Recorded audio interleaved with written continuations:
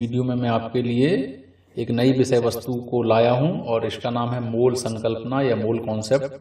ये कक्षा 9वीं और 10वीं के विज्ञान विषय के और कक्षा 11वीं और 12वीं के रसायन विज्ञान विषय के विद्यार्थियों के लिए उपयोगी होगा, ऐसा मैं विश्वास करता हूं और मैं प्रयास करूंगा कि यह संकल्पना आपको ठीक से और अच्छे से समझ आए। तो चलिए जल्दी से शुरू करते हैं।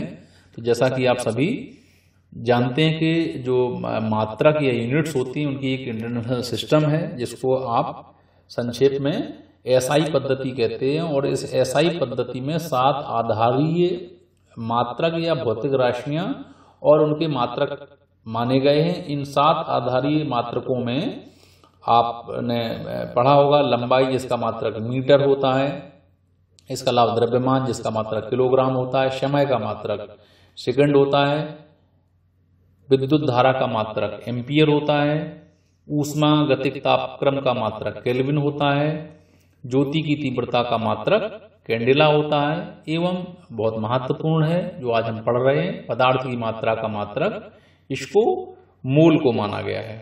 तो मोल पदार्थ की मात्रा का मानक है, इसको आगे समझने की कोशिश करते हैं।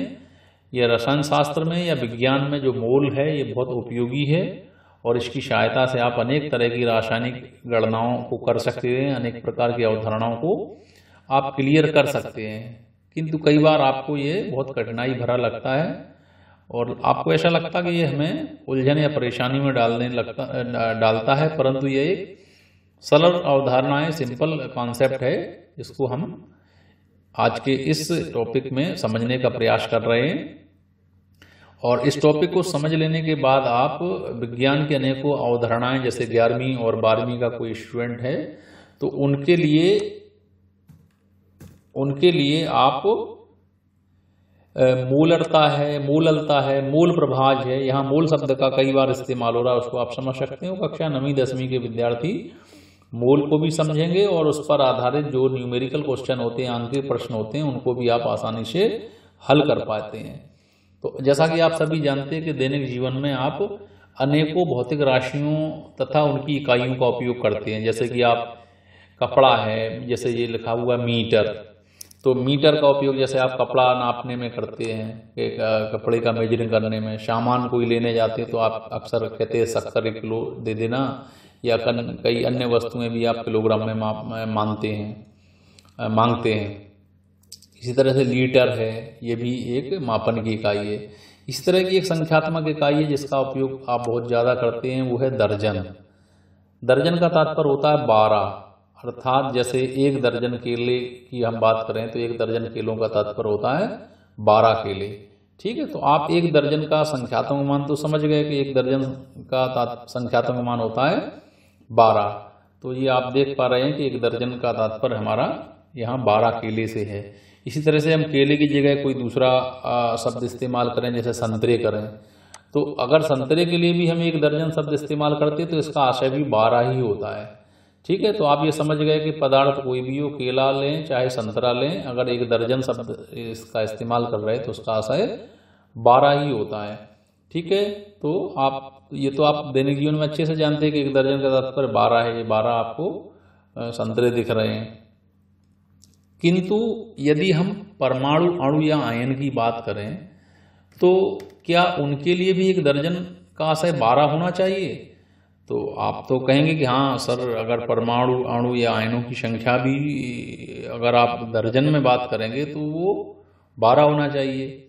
किंतु यहाँ एक चीज नोट करने वाली है कि जो परमाणु, अणु या आयन होते हैं ये बहुत सूक्ष्म कण हैं जो हमें दिखाई भी नहीं देते, और इन दिखाई न देने वालों कणों की माप के लिए दर्जन के जगह पर किसी अन्य इकाई का उपयोग थोड़ा सा उचित होगा। और संभवतः इसी इकाई के लिए हम मोल कॉन्सेप्ट का इस्तेमाल करते हैं, या मोल अवधारणा या मोल शब्द का इस्तेमाल करते हैं। और वो क्यों करते हैं? क्योंकि पदार्थ की न्यूनतम मात्रा में भी परमाणु, अणु या आयनों की संख्या बहुत ज़्यादा होती है। एक आलपिन की नोक पर भी हजारों परमाणु हो सकते हैं। इसीलिए इस बड़ी संख्या को व्यक्त करने के लिए हम मोल मात्रा का उपयोग करते हैं। संक्षेप में मोल को इस तरह से मोल लिखा जाता है। और यह लेटिन शब्द मोल से लिया गया है जिसका अर्थ होता है ढेर। अब ढेर या ढेरी का तात्पर्य होता है कोई चीज एकत्रित रहे एक जगह, बंडल में एकत्रित रहे।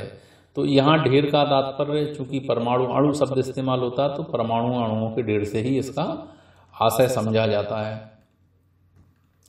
अब बात करते हैं कि ये मोल शब्द आया कहाँ से। तो इस शब्द को सबसे पहले वैज्ञानिक विल्हेल्म ओस्टवाल्ड ने इसका सबसे पहले प्रयोग लगभग 1896 में किया था, किंतु एक अंतर्राष्ट्रीय सिस्टम या एसआई यूनिट ग्रुप में इसे IUPAC और माप और तौल के 14वें अंतर्राष्ट्रीय सम्मेलन में मान्यता मिली। और इस IUPAC और माप और तौल की संस्थान ने मोल को परिभाषित करने की कोशिश की, और वो क्या परिभाषा दी मोल की, आइए जानते हैं।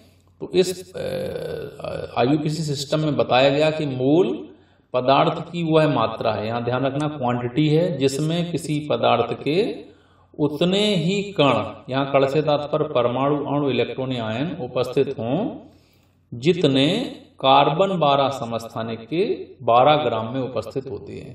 तो एक बार इस परिभाषा को फिर से पढ़ते हैं कि मोल पदार्थ की वह मात्रा है जिसमें किसी पदार्थ के उतने कण उपस्थित हों जितने कार्बन 12 समस्थानिक के 0.012 किलोग्राम या 12 ग्राम मात्रा में उपस्थित होते हैं। तो यहाँ एक रोचक बात है कि हमने यहाँ लिया, या हम कहें या ये कह सकते हैं कि IUPAC ने जो मानक के रूप में लिया वो कार्बन 12 समस्थानिक को लिया। तो यहाँ एक शब्द फिर से इस्तेमाल हो रहा समस्थानिक। तो समस्थानिक वे पदार्थ होते हैं जिनके परमाणु क्रमांक तो समान होते हैं किंतु उनके परमाणु द्रव्यमान अलग अलग होते हैं। तो इसका तात्पर्य है कि कार्बन जो 12 हमने लिया है, तो इसका मतलब यह है कि कार्बन का अन्य कोई समस्थानिक भी हो सकता है। तो आपकी जानकारी के लिए बता दूं कि कार्बन के अन्य समस्थानिकों में कार्बन 13 और कार्बन 14 भी प्रमुख हैं। कार्बन 13 का आशय होता है कि ऐसा कार्बन जिसका परमाणु द्रव्यमान 13 है, और एक ऐसा कार्बन जिसका परमाणु द्रव्यमान 14 है वो कार्बन 14 कहलाएगा। हमारी प्रकृति में कार्बन 12 बहुतायत मात्रा में पाया जाता है, इसलिए कार्बन 12 के समस्थानिक को एक मानक के रूप में लिया गया। तो कार्बन 12 समस्थानिक के 0.012 किलोग्राम या 12 ग्राम में जितने भी कण उपस्थित हों उन कणों की संख्या को आप मोल कहेंगे। तो चलिए आगे ज्ञात करते हैं कि आखिर कार्बन 12 समस्थानिक में कितने कण होते हैं एक मोल में। तो इसकी गणना के लिए एक तकनीक होती है मास स्पेक्ट्रोस्कोपी। तो इस मास स्पेक्ट्रोस्कोपी तकनीकी से ज्ञात हुआ है कि कार्बन 12 के एक परमाणु का द्रव्यमान 1.992648 गुणा 10⁻³ ग्राम होता है, ठीक है। तथा कार्बन 12 माने जो सामान्य कार्बन है, जैसे CO2 में जो C है वो वास्तव में CO2 में C12 ही एक तरह से मान के चलते हैं। तो कार्बन 12 के एक मोल का द्रव्यमान 12 ग्राम होता है। इस मात्रा में कितने कण होंगे, तो इनके कणों की गिनती हम करते हैं। तो C12 परमाणुओं की संख्या होगी इस मात्रा में, तो इसको ज्ञात करते हैं। तो 12 ग्राम चूंकि एक मोल का द्रव्यमान है ये, और एक परमाणु का द्रव्यमान होता है 1.992648 × 10⁻⁻23 ग्राम। तो इसको डिवाइड करेंगे इसको, तो ये हमें उत्तर प्राप्त होता है 6.022 × 10⁻23 परमाणु प्रति मोल। अर्थात ये जो संख्या है ये बता रही है कि एक मोल कार्बन 12 का द्रव्यमान, एक मोल कार्बन 12 में कार्बन 12 के परमाणुओं की संख्या कितनी होगी, 6.022 × 10⁻23 परमाणु प्रति मोल। इस संख्या को ही वास्तव में एक मोल कहते हैं। तो आगे देखते हैं कि ये जो संख्या है, ये जैसा कि अभी हमने बताया कि एक मोल में ये जो संख्या होती है, इतने कण होते हैं, इन कणों को ही एक मोल कहते हैं। और इस संख्या को इटली के जो वैज्ञानिक हैं एमिडो एवोगाद्रो, कहीं कहीं एवोगैड्रो भी लिखा मिलेगा, तो उसमें आपको कंफ्यूज होने की आवश्यकता नहीं है। उनके सम्मान में इसको एवोगाद्रो संख्या या एवोगाद्रो स्थिरांक कहते हैं, और इसे Na प्रतीक चिन्ह से दर्शाया जाता है। और इस एवोगाद्रो संख्या का तात्पर्य भी 6.022 × 10⁻23 ही होता है। तो चलिए आगे देखते हैं कि क्या इस संख्या का और तात्पर्य क्या हो सकता है। तो जैसे कि आपने दर्जन में देखा था कि पदार्थ कोई भी हो संख्या 12 होती है, इसी तरह से यहाँ भी आप देखेंगे कि पदार्थ, एक मोल पदार्थ में उसके कणों की संख्या सदैव 6.023 × 10⁻23 रहती, पदार्थ कोई भी हो। जैसे H2O के 18 ग्राम कहें या एक मोल में अणुओं की संख्या, CO2 के 44 ग्राम या एक मोल में अणुओं की संख्या, या कार्बन 12 के 12 ग्राम या एक मोल में परमाणु की संख्या सदैव 6.022 × 10⁻23 होती है। यदि आयन की बात करें तो एक मोल सोडियम धनायन में भी 6.022 × 10⁻23 Na धनायन होंगे। अब एक उदाहरण देखते हैं कि ये मोलर द्रव्यमान और परमाणु द्रव्यमान क्या है। तो आगे पहले मोलर द्रव्यमान देखेंगे, आगे परमाणु द्रव्यमान का मोलर द्रव्यमान क्या है संबंध देखेंगे। तो मोलर द्रव्यमान को ग्राम परमाणु द्रव्यमान या ग्राम अणु द्रव्यमान भी कहते हैं। तो किसी पदार्थ के एक मोल का ग्राम में द्रव्यमान, यहां समझने की कोशिश करें आप, एक मोल का ग्राम में द्रव्यमान मोलर द्रव्यमान कहलाता है।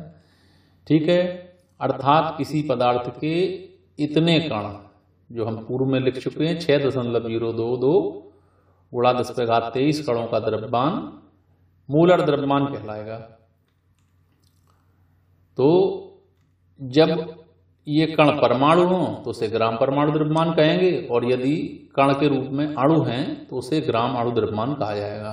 तो ये ऊपर हमने पूर्व में ही लिखा, ग्राम परमाणु द्रव्यमान या ग्राम अणु द्रव्यमान, ये मोलर द्रव्यमान कहलाता है। ठीक है, आगे इसकी गणना करने की कोशिश करते हैं। ठीक है, अब ये गणना से पहले चीज बहुत जानना बहुत ज्यादा जरूरी है कि किसी भी पदार्थ का मोलर द्रव्यमान उसमें उपस्थित समस्थानिकों पर निर्भर करता है।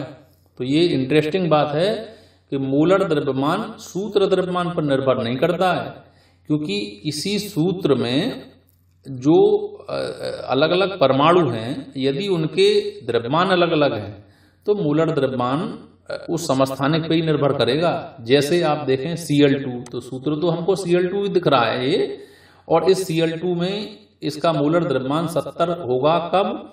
यदि दोनों ही अणु Cl35 से बने हों, सॉरी दोनों ही परमाणु यदि Cl35 से बने हों। तो Cl35 से तात्पर्य क्लोरीन का ऐसा परमाणु जिसका परमाणु द्रव्यमान 35 है। तो ये 35 वाले यदि दोनों हैं तो इसका होगा 70 ग्राम, और यदि एक 35 और एक 37 है तो कितना होना चाहिए? तो आप इन दोनों को जोड़ दें, दोनों के द्रव्यमान को, तो ये द्रव्यमान निकलता है लगभग 72 ग्राम, 72 ग्राम। तो आप देख पा रहे होंगे कि सूत्र तो इस कंडीशन में भी Cl2 होगा, इस कंडीशन में भी Cl2 होगा, लेकिन इस कंडीशन में जबकि Cl35 है, ये दोनों Cl35 से बने हैं, तब तो द्रव्यमान मोलर कितना होगा 70, और यदि ये दो अलग अलग से बने हुए हैं तो इनका कितना होगा 72।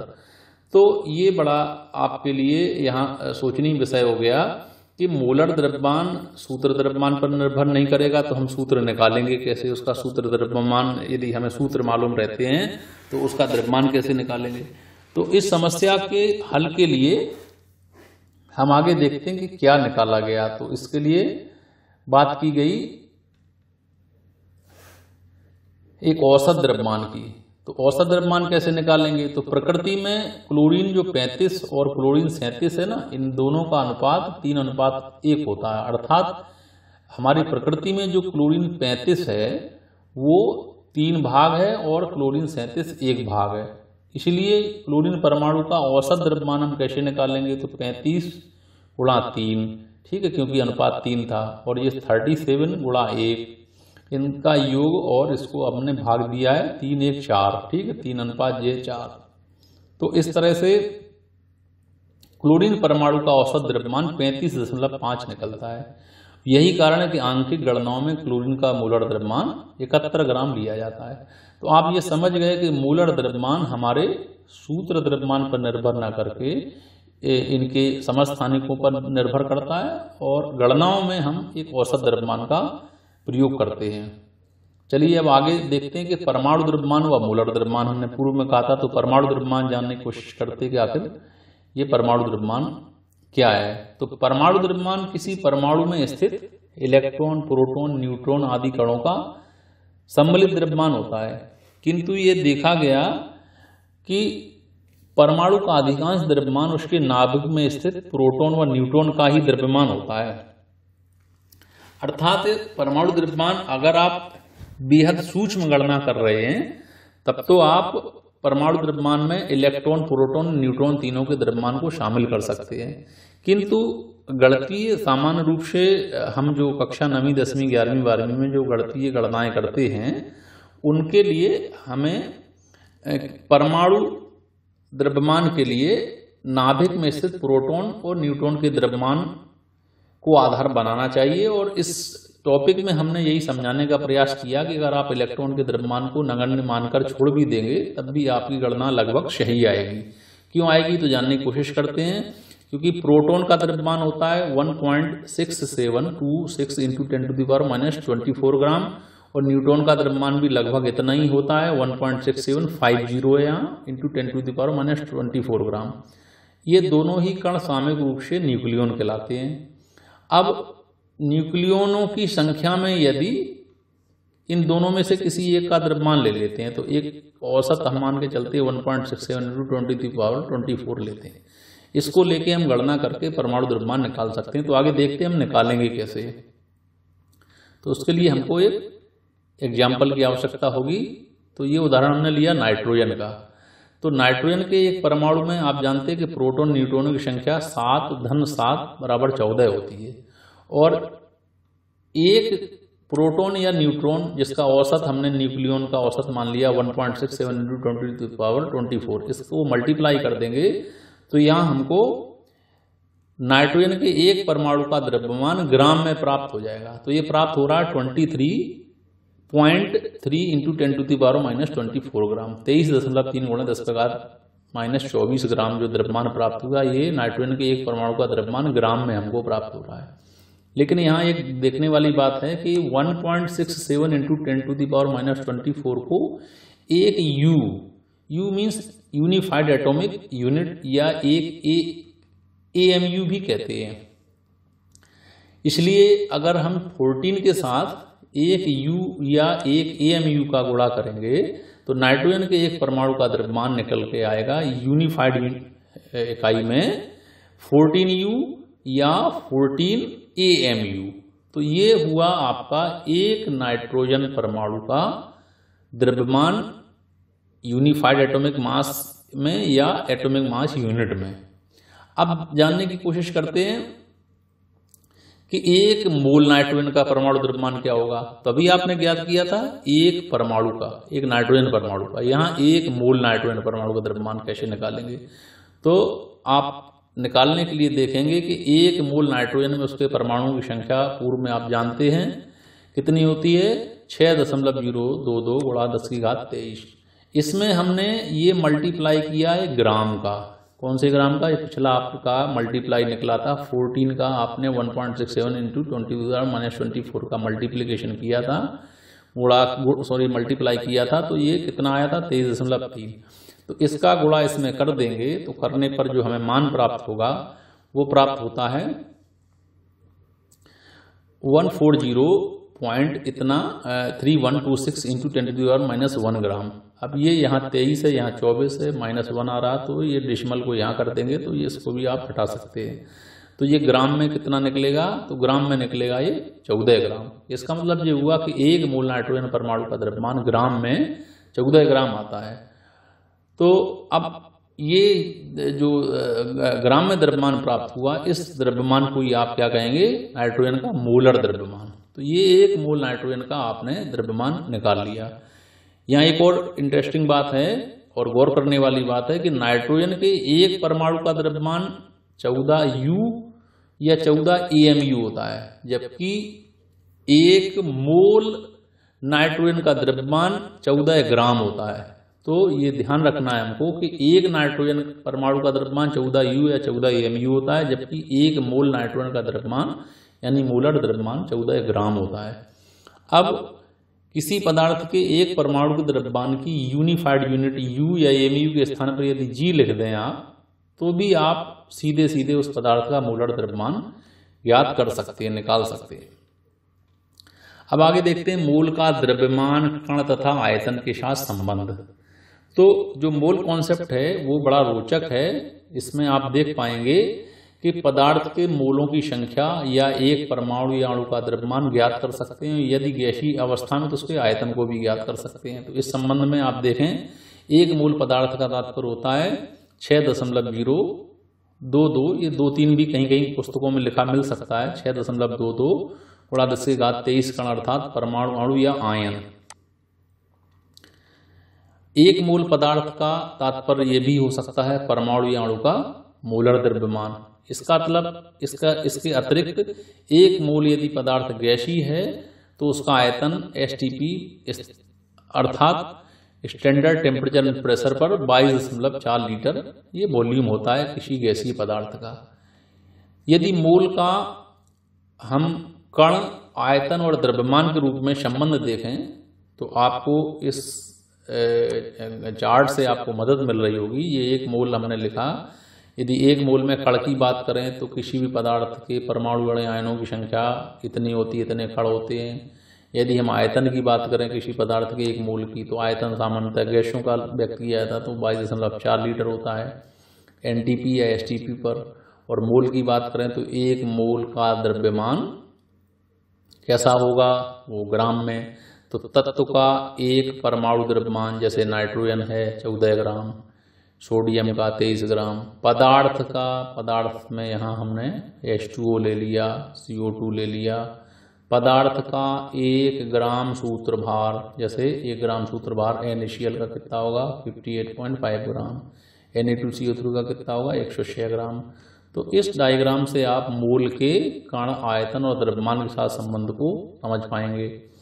अब मोल संकल्पना का उपयोग रसायन विज्ञान में कहाँ कहाँ किया जाता है, तो वो है विलयनों की सांद्रता में। आपने मोलरता, मोललता, मोल प्रवाह पढ़े होंगे या पढ़ेंगे, तो उनमें आप देखेंगे कि मोल का उपयोग करते हैं। इसके अलावा रासायनिक बलगतिकी में इसका प्रयोग होता है, रासायनिक साम्यावस्था में इसका प्रयोग किया जाता है, प्रकाश रसायन में भी मोल संकल्पना का उपयोग है, विद्युत रसायन में इसका उपयोग है, अणु संख्या गुणधर्मों में मोल का उपयोग किया जाता है। इसके अलावा रसायन शास्त्र के अनेकों क्षेत्रों में इसका उपयोग करते हैं।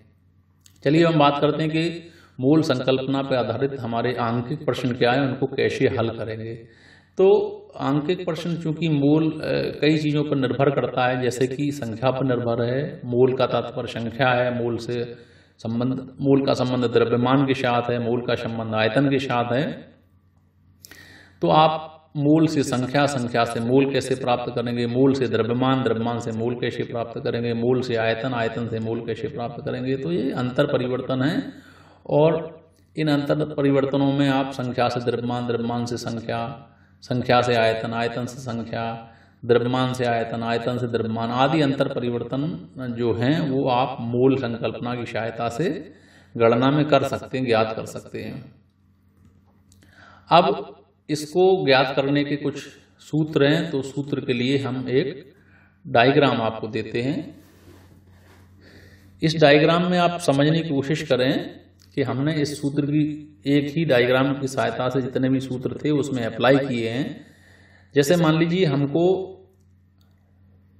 जो द्रव्यमान है, द्रव्यमान से हमको यदि मोल ज्ञात करने हैं, जैसे ये लिखा हुआ है 54 ग्राम H2O में मोल ज्ञात करें आप 54 ग्राम H2O में, तो क्या करना होगा, ये 54 ग्राम है, ये एरो बना हुआ है, ग्राम से आपको मोल प्राप्त करने हैं। तो ये फॉर्मूला है 1/x ग्राम।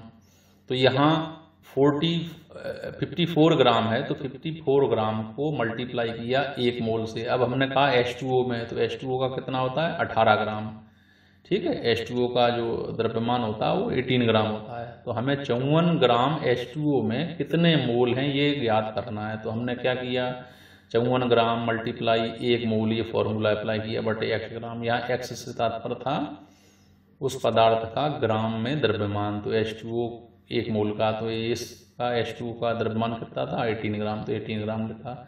तो ग्राम से 1 ग्राम क्रॉस कर दिया, 18 को 3 बार क्रॉस किया तो 3 आया, 3 मोल, तो 3 मोल आ गए।